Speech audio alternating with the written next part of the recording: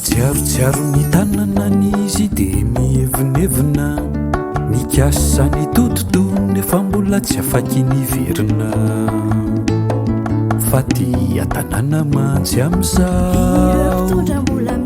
ady tanàna mantsy am'izao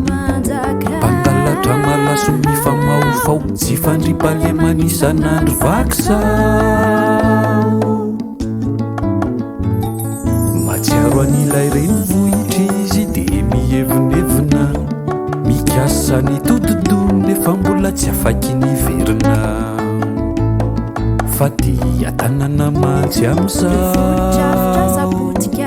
ady tanàna mantsy am'izao sindrombokotra sy takomaso kolokolo risoriso zao no fanao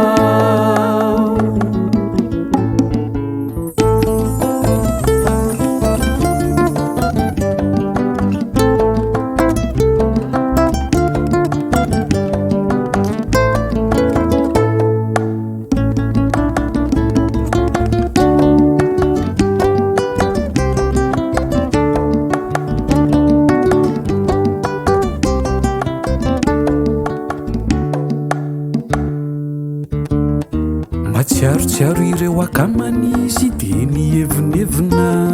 mikasa ny tototony efa mbola tsy afaky niverina